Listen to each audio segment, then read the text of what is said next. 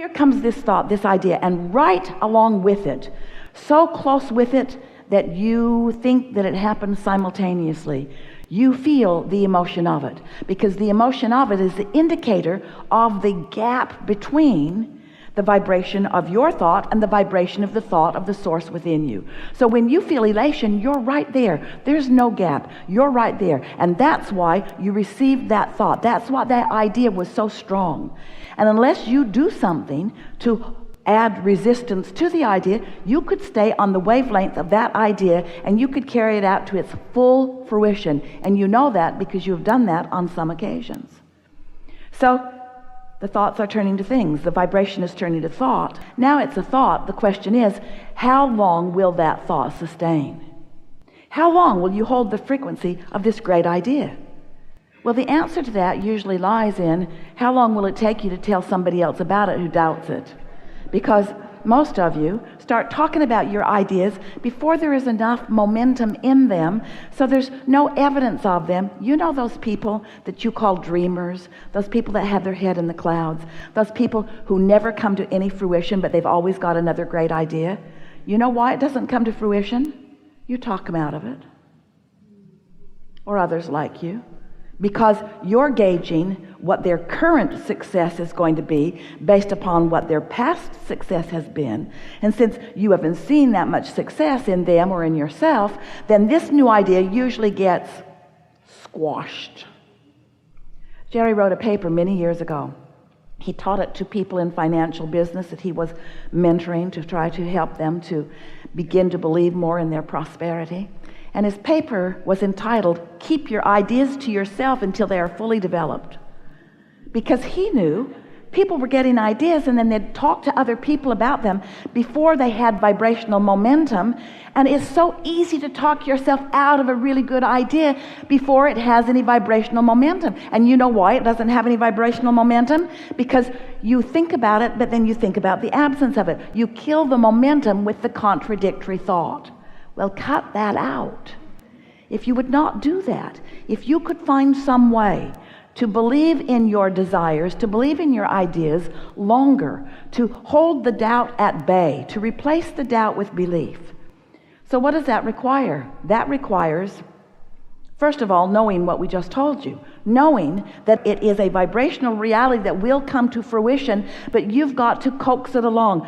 No. It isn't that you've got to coax it along. You're not the energy that makes it happen. The energy that creates worlds is the energy that makes it happen. You don't have to coax it along. You just have to stop killing it.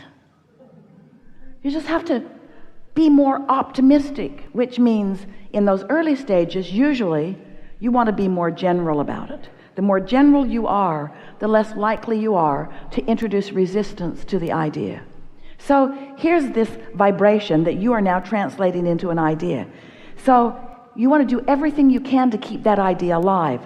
And if it begins to wane, if it begins to peter out, if it begins to lose its momentum, if you begin to doubt it, it's time for you in that moment to stop talking about it, stop thinking about it. Because at that point, the more you talk about it, the more you introduce more of the contradictory energy to it. Do you know, you could give birth to an idea, never think about it again, and it would come to full fruition. It's just not logical that you won't think about it again. And the things you care about most are the things that you think about most, and the things that you think about most are usually the things that you introduce the most resistance to, because you are worrywarts.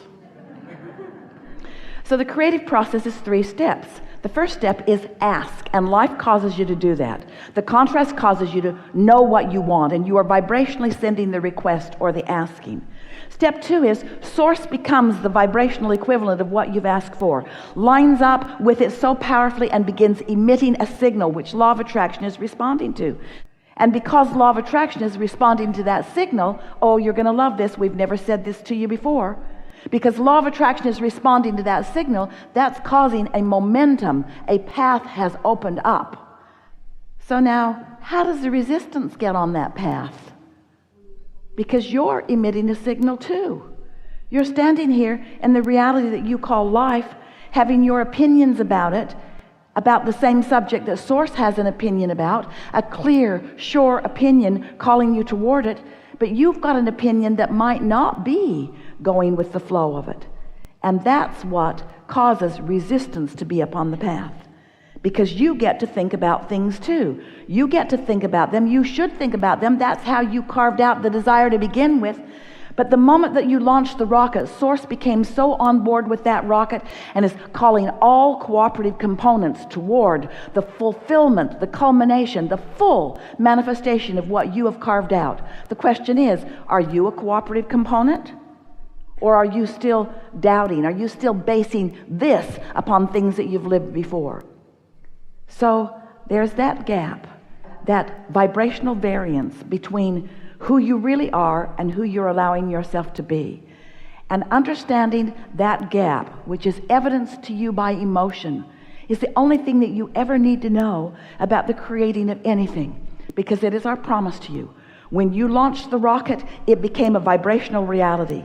And now you have every means available to you for you to become in the receptive mode so that you can translate that vibrational reality into the full-fledged, manifested, see it, hear it, smell it, taste it, touch it reality. And that, friends, is why you're here in these bodies. Because it is so much fun to decide from your unique and important vantage point what you want. This is what the evolution of all species is about. Life causes you to ask for more. That's what makes us all eternal, you see. And so as you ask and Source answers, and then you pay attention to the way you feel, and you get into the receptive mode, then the ideas begin occurring to you, and you are on this joyous path of never-ending unfolding. You cannot get it wrong, and you never get it done. And the reason you can't get it wrong is because you never get it done. So, now you know everything we know. Everything that matters. We are eager to talk with you about anything that is important to you. There is nothing off limits. You will notice a wonderful unfolding. So, what do you want to talk about?